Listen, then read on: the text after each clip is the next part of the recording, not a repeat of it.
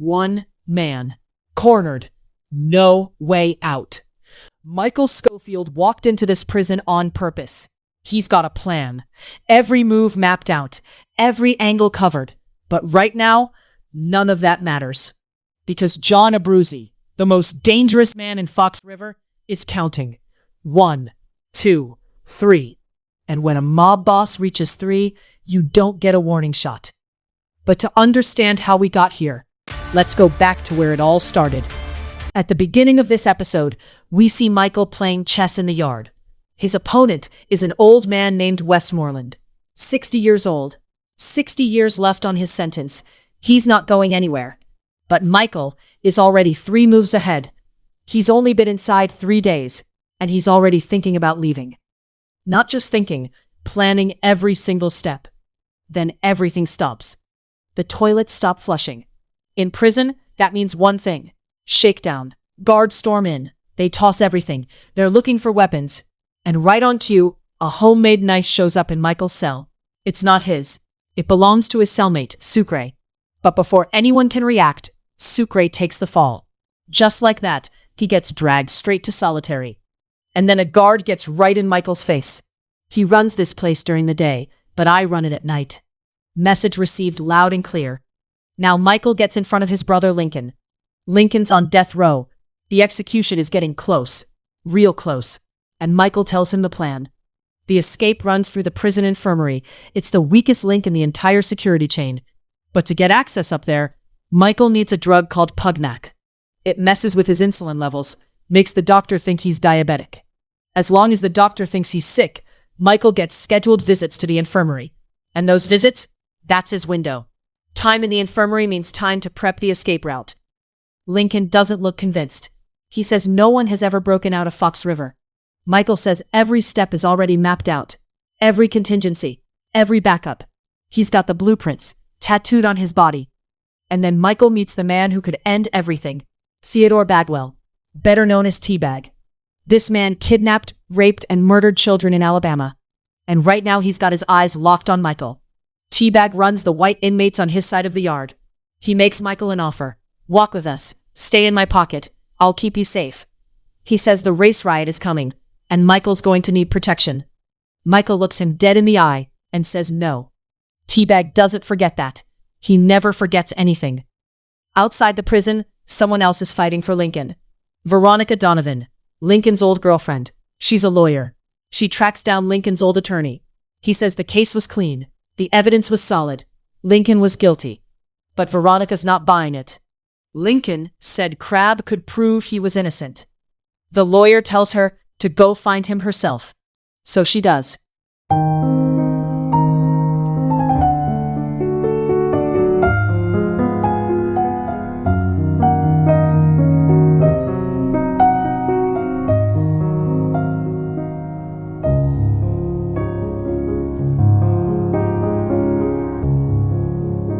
He looks almost like a different person. Quiet, calm, like everything weighs just a little less. He says his whole life has been crazy and loud, but right now, it's quiet. He says he made a lot of mistakes, and he swears he's going to make them right. Meanwhile, Michael is getting squeezed from both sides. He was spotted talking to T-Bag's crew, and now C-Note, one of the leaders on the other side, is furious. He corners Michael, tells him he chose the wrong side. But Michael hasn't chosen anyone. He's playing every angle, staying neutral, staying invisible. The problem? In Fox River, neutral gets you killed fastest. So Michael goes straight to the top. John Abruzzi, mob boss, life without parole. Michael makes him a deal.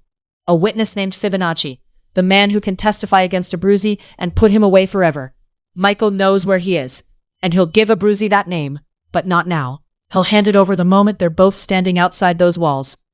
Abruzzi doesn't move, doesn't speak, but he doesn't say no either.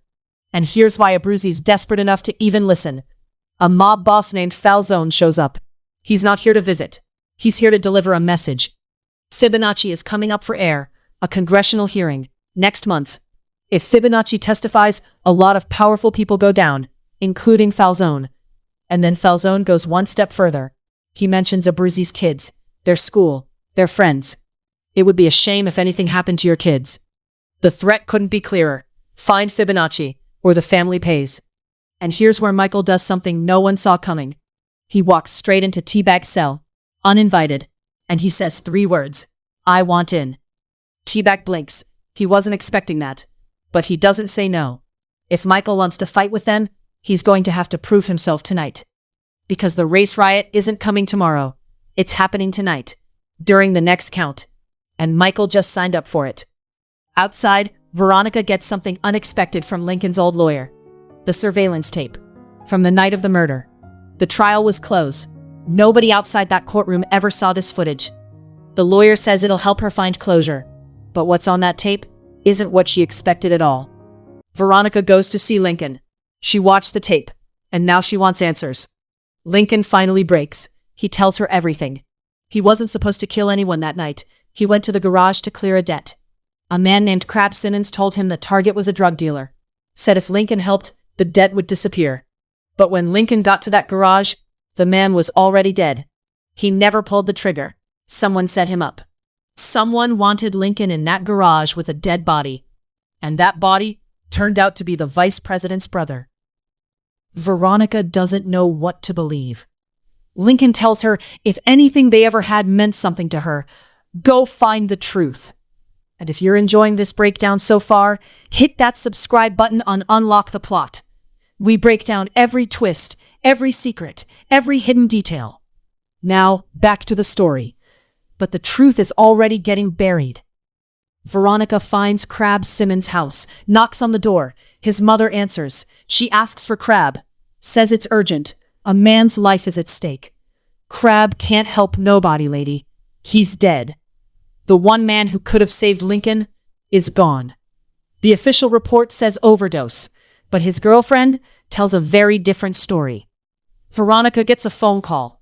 A woman named Leticia, Crab's ex-girlfriend. She's terrified. She won't meet inside, only in public. Leticia tells her Crab didn't use drugs. He had a bad heart. One hit would kill him instantly. They murdered him. And Lincoln and Crab, they were just pawns in a much bigger game. Someone used them. Someone powerful. Before Veronica can get more, Leticia panics. She bolts, runs. Get as far away from here as you can, girl. There ain't nobody they can't get to. And she's right. Somewhere, a phone rings. A voice. Calm, cold, in control. There's a lawyer poking around. Veronica Donovan. Anyone who's a threat to what we're doing is expendable. Anyone. Veronica just became a target. Back inside, Teabag is in his cell. He's talking through the wall to Michael next door. Low, quiet, like a voice in a nightmare. He says he knows Michael's there. He knows Michael's trapped. I'm coming for you. You've got nowhere to run. Trapped like a pig I'm gonna slaughter. But Michael stays focused. He finally gets the Puvnak he's been chasing all episode. He gets called up to the infirmary immediately. The doctor runs a blood test. She explains how it works. If Michael's glucose level comes back normal, he's been faking it. No more infirmary. No more access, ever. The plan dies right here in this room. The number comes back. 180 milligrams per deciliter. Diabetic. Confirmed. The Puvnak worked. The plan is still alive. But the doctor notices something. When Michael hears the result, he looks relieved. Most patients are scared to get bad news. Michael looks like he just won the lottery. But the second Michael steps out of that infirmary, Teabag's crew is waiting. They grab him. No warning, no way out. And they drag him straight to Abruzzi. And now we're right back where we started. Abruzzi leans in close. He tells Michael the little dance between them is over. He wants Fibonacci. He wants it right now. Michael stays calm. He tells Abruzzi, give him that name and he's a dead man. They both know it. He'll give it up the moment they're outside. Abruzzi doesn't care. I'm gonna count to 3. 1, 2, 3. What happens in that room next changes the entire escape plan. Trust me, you're not ready for it. Subscribe to Unlock the Plot. Hit the bell icon. Don't miss a single breakdown. See you in the next one.